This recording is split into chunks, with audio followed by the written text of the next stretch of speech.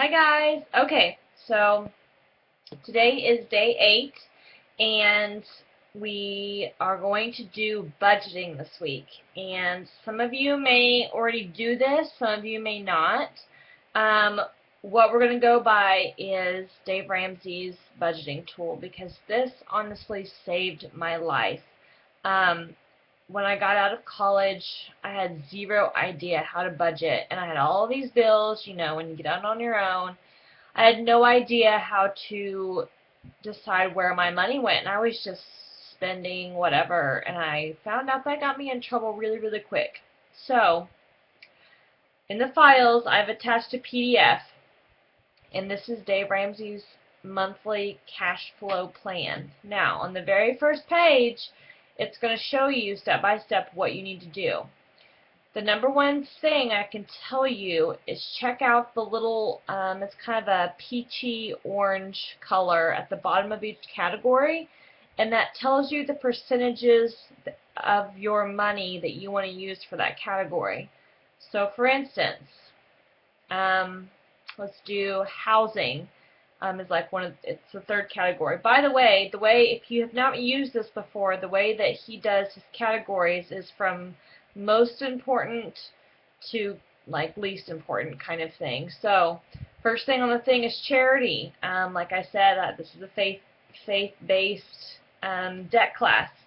Um, if you go to a church, 10% should go to tithing for your church. If you don't go to a church, I highly, highly recommend you give 10% of your income to some kind of charity, and that charity can be your choice. But let me tell you what Danny Johnson says is in the Bible. It also states, if you take care of the poor, the orphaned, and the widowed, you'll be blessed. So in case you have no idea where to go, let me give you a good website to go to. This is what Danny Johnson uses, and where she gives a lot of money. It's called King's Ransom, and I think if you just Google it, they help in like child slavery kind of thing. They build homes, they build churches, they build hospitals, all this kind of stuff in these third world countries. So if that tugs at your heart a little bit and you want to take care of the orphan children, or the homeless or the widowed, anything like that, give to them. So anyways, 10% give. That should be number one. I promise you God will bless you if you do this. I promise you. I have seen it myself. I've seen it myself. Anyways, the next thing, you see saving. This should be for your emergency fund if you have not had your $1,000. So last 2 weeks, we've talked about your $1,000 emergency fund. I hope you guys are doing well on it. I hope you're not giving into your egos and spending obnoxious amounts of money on dumb stuff, and you're trying to sell things. Be creative. Don't give up. I'll tell you, I was extremely blessed this last 2 weeks at my job, and I was able to refund my entire emergency fund because I was down to about 500 because it's been a rough couple of months, but God blessed me, and I was able to replenish my $1,000 fund. I also sold some things on eBay and on Facebook garage sale sites. So anyways, my emergency fund is funded. I have saved $1,000. I hope you guys have too. So that's where the next one goes. So let's take, for instance, your housing is your next kind of up in the air one. In the little orange box it says 25 to 35%. So if you take your income, let's say for the first half of the month, let's say on like the first day of the month you get paid $1,500. I'm just taking a random number. $1,500. Your housing should only be 25 to 35% of that $1,500, which would be, I can't calculate that in my head. But if your housing is more than that, you need to probably look at downsizing or finding a cheaper place to live. If you're renting, and hold on, let me calculate this. So if you make $1,500 a month,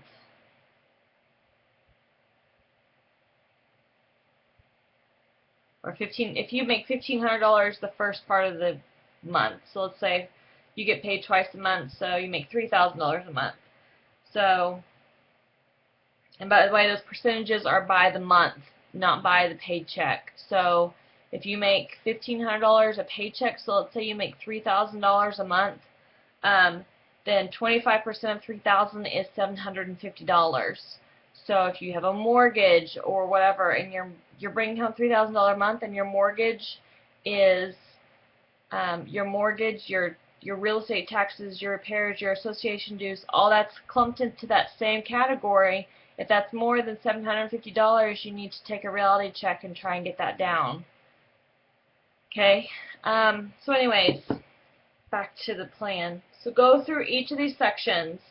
Like I said, there's directions in here. It's going to tell you. So put in your take-home pay at the very top for the month, and then go through each of these.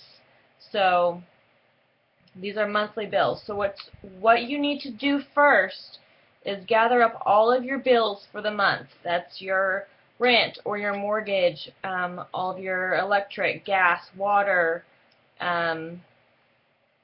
your credit card statements, student loans, if you subscribe to certain things, or monthly medications, all that kind of stuff. So those are the necessities that you have. So get your bills, write down how much is due, and then write down if it's like a credit card, you have a minimum payment and you can only pay the minimum payment, put the minimum payment down, and then put when it's due. Okay, so I should have prefaced this. When you're creating these budgets, creating a good flowing working budget can really take you 2 to 3 months. So don't expect your first month of making a budget it's going to be perfect and you're going to get everything done. Dave Ramsey talks about this in his book. It's going to take you a while because you know, every quarter you may have a certain bill that comes up and around and you forget about it. And you're like, oh, crap. So that's going to come up, and then the next month you'll be able to put that into your budget somewhere. So you're going to go through each of these categories. Only do the necessities if you have debt. If you do not have $1,000 and you have debt, any kind of debt, excluding your mortgage, do not put in.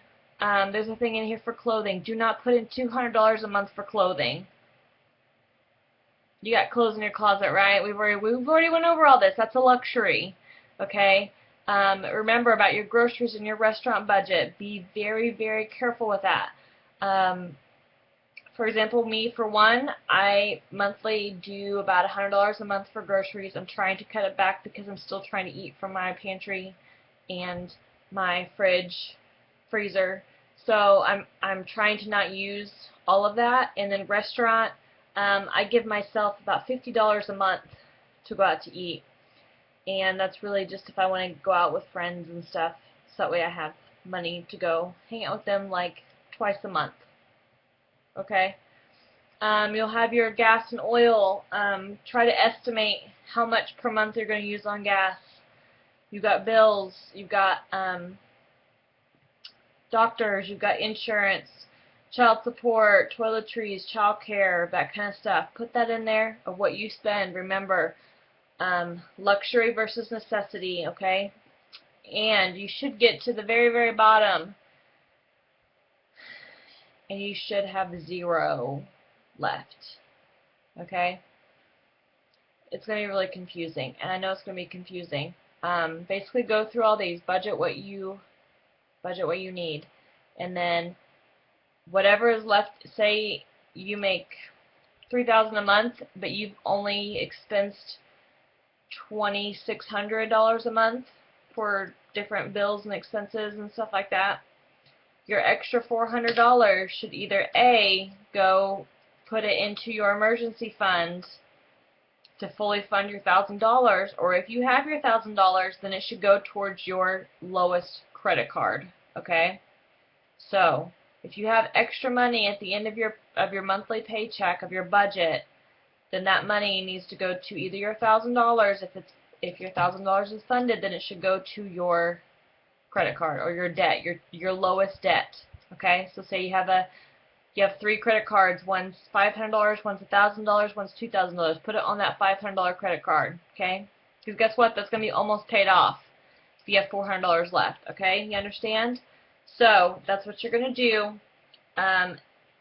When it comes to budgeting and you're trying to budget for things that you know you're going to have coming up, for example, things that I always every month budget for are the optometrist, the eye doctor, and the dentist. Because I don't have insurance for either one of those things, but I know every 6 months I get my teeth cleaned, and I know how much that is every single time. So every month I put aside so much money. I put it in an envelope. It's in my room, and so that way when I go to the dentist, I take my envelope and I've got my cash. Things like that are not shockers. Those are not emergencies. When you're like, oh my gosh, I have a dentist appointment. Don't you normally have a dentist appointment every 6 months? Well, I hope so, anyways. Same with the eyes. I know I get my eyes checked once a year. I know once a year I'm going to have to buy contacts. So I know I have to save up that amount of money.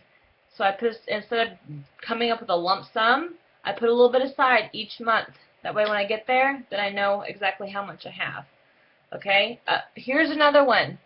Gifts. Okay. Do you buy birthday gifts? Do you buy like wedding shower, baby shower gifts? Here's another thing. Christmas gifts. Okay, guess what? Christmas is not an emergency. We know Christmas is going to be here in very, very few months. And guess what? That's not an emergency. Do not put that on your credit card. You need to be setting aside so much money right now. And when Christmas gets here, use whatever you have.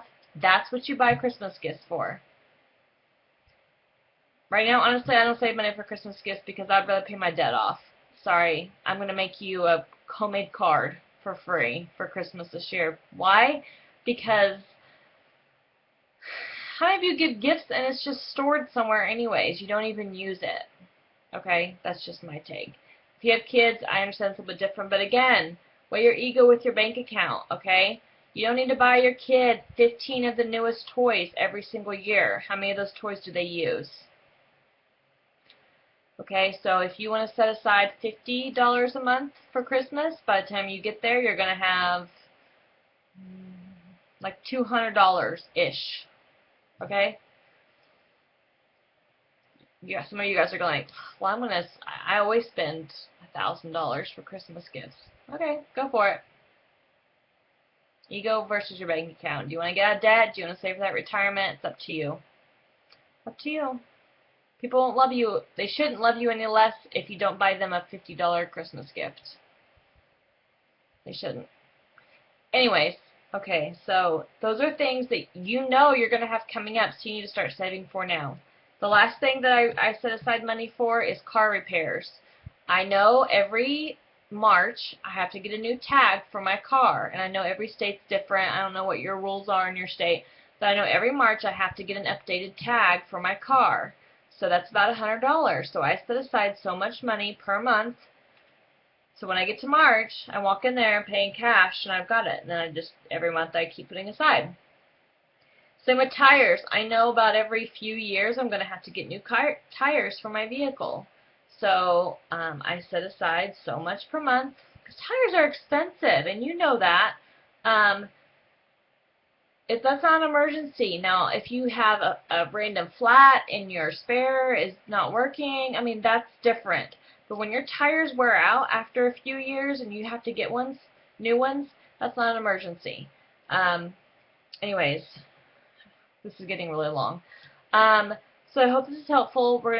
So start going through that. Start writing down all your bills, when they're due, all that kind of stuff, and then putting them in this PDF that I'm attaching into the files. the last thing I want to say is give yourself a fun budget. Because if we don't have a little bit of fun through this, then you're going to go crazy and you're going to quit. So for me, I give myself about $40 to $50 a month for fun budget. And what does that mean? That means if I want to go to the movies, if I want to buy something online, anything like that. That's what that's for. That's all I get. If it's gone, it's gone. If you want to save up for something really, really big, like say you've been really eyeing, even though you shouldn't, even though if you're eyeing this $300 purse, I used to be that person, but I'm not anymore. But if you are, then save up for a few months.